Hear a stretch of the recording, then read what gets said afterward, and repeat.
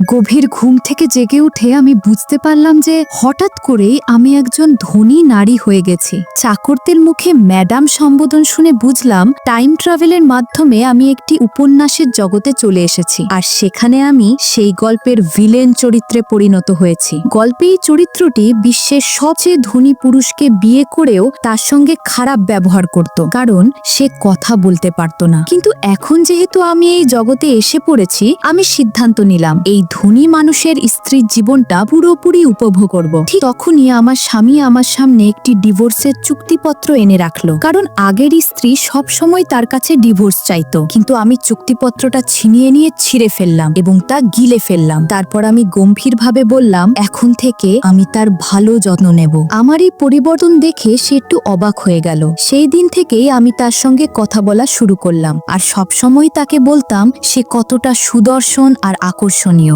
ধীরে ধীরে আমাকে দেখলে তার চোখে কোমলতা চলে এলো।